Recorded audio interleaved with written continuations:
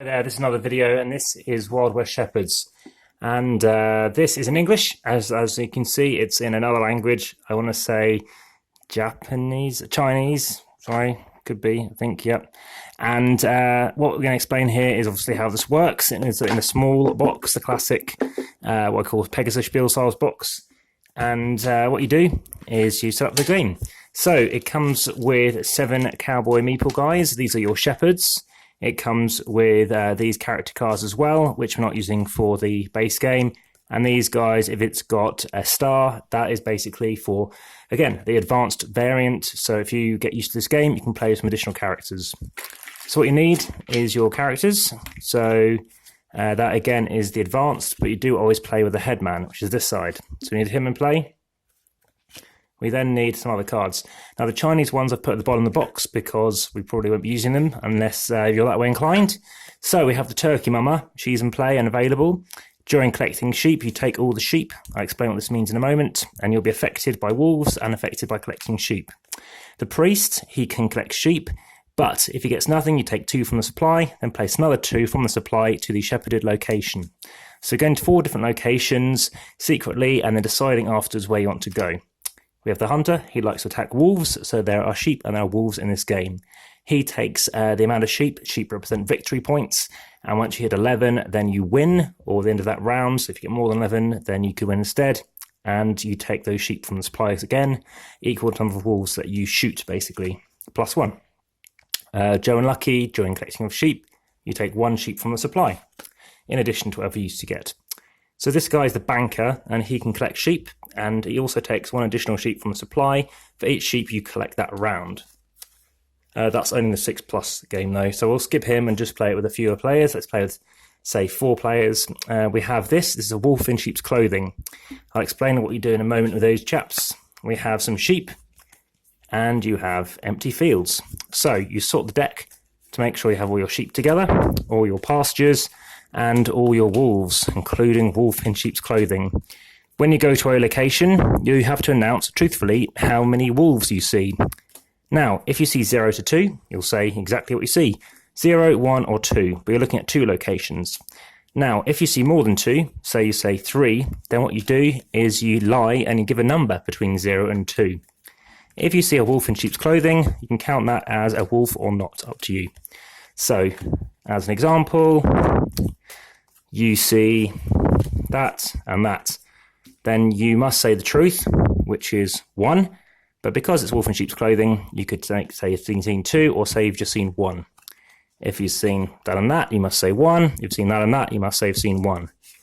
But if you've seen 1, 2, 3, then you must lie. You can't say you've seen 3. You say you've seen 0, or you could say you've seen 1, or say you've seen 2. The reason being is you never get more than 2 wolves on a card, and for that reason you'll know that there's definitely going to be wolves in the places you're going to. And apart from the hunter, you're going to be getting sheep. If not, if you see a wolf, you're going to take that off your victory points. But you'll see what I mean in a moment. So, to start the game, you're making a fields. You take 6 cards from each stack. 1, 2, 3, 4, 5, 6. The rest you leave for a moment. You do the same. 1, 2, 3, 4, 5, 6. And chuck them over there. And then 1, 2, 3, 4, 5, 6. Chuck them over here. So now shuffle them all together. And you're going to deal out 6 into each deck. This goes with it too. It's a half-an-hour game. First time I played it, about 70 minutes. Second time, probably 70 minutes. Third time, just under half an hour, including rules. So it does tell you what it is on the box. It is spot on time. Those who make it run long, I don't know, depends how they play. It's an interesting game to play. So do 1, 2, 3, 4. So you keep doing that until the game is done. Let's just play it like that for the time being. So we can chuck these back in the deck. Let's just play with some characters. So let's play with 5 actually, for a reason I'll explain in a moment. And have I lost the purple cowboy again? Hopefully not. Had him here somewhere. Oh dear. So we have those characters in play. Then you're going to give every character 2 money. So let's just say this person is that character, etc. And we go round. So the rest of this money can just go back in the bag for the time being. And saying I'll start as the headman, you shuffle the rest of those cards and you give the next player the deck. Now they take the top 2 cards. So say they see those 2 characters, they pick one they want to be, say Joe and Lucky, and then they'll pass the hunter, obviously, and whatever they haven't seen on. So starting as the headman, I'm going to look at 2 locations. So discussed how it works. You're going to be opening up this bag, which I've now sort of split slightly, to look at these locations. So let's say we're looking here and looking here. So this is just the reverse of this to show I've looked at it. And we're saying I've seen a wolf in sheep's clothing, and I've seen 2 sheep. So I want to make sure I go there as a headman, because the headman simply wants to get sheep as normal. So I'm going to say I've seen 0 wolves, suggesting that people then want to go over there, or even here. So they're not sure, but well, actually, let's say I've seen 1 wolf, because there's probably going to be 1 wolf there, and they don't want to be going there. So the next person knows that. He looks at 2 things, says, I don't know, it could be a hunter, but I don't know if he's lying. I'll say I'm playing Joe. So they don't tell anybody, and he plays his character. So this person goes here. The next person looks at the hunter, because this person knows that. And then the priest, he wants it to be blank or the hunter, so he probably goes here. So everybody knows he's probably going to be the hunter or the priest. And then you carry around.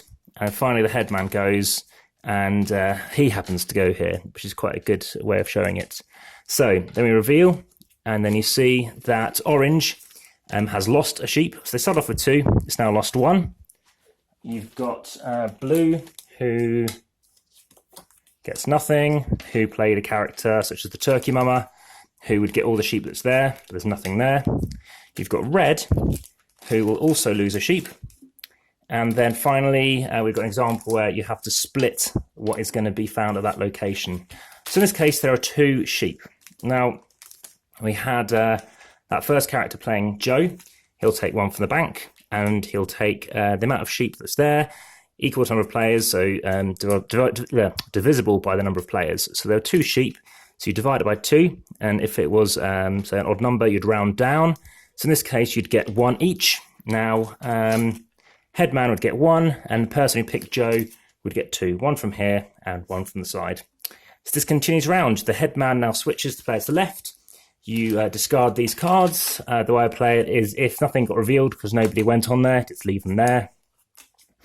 And then you've got some fresh cards, some fresh fields to try and explore. And that's the game. So it's an interesting game. Tricky to try and know that you know something about what your opponent might be picking up.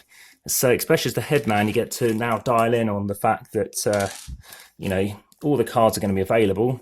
And depending on the players, you're going to end up with something being picked or not picked.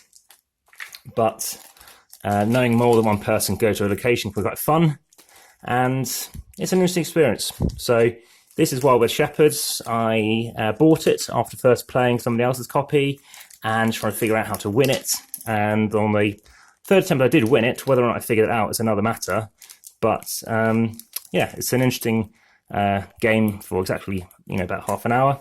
So if you're into the Wild West theme, then I think you might be interested in this as well. That is quite popular. So you've got the cards as they initially came. I'm trying to make sure I've got the headman in play. And being a small game, I don't expect it to weigh much either. So just make sure I've got all the characters. Yeah, perfect. So chuck them all together. These can all go away, and I'll leave these cards relevant for the deck. So, nice cowboy meeples, very nice. You've got decent Stetson hats, although the purple guy, his Stetson did break off and put it back on again. I found it like that though, so that's how it is. But interesting, fun, small game. What is really fun is the back of these cards has, it says now loading. So having a sheep saying now loading on it, it just adds a funny kind of quirky element to it. And people did like the artwork. It's quite an odd thing, especially for those cards. Very kind of odd, again, Asian themed stuff going on there. So that's Wild West Shepherds. I'll chuck the lid back on and I'll tell you what it weighs. So here we go. On it goes, Wild West Shepherds, 252 grams. So, thank you very much for watching. That was Wild West Shepherds, if you want to check that out. And finally, if you wish to support, please do make sure you subscribe if you haven't already. Hello to everyone who already has. Thank you. Bye-bye.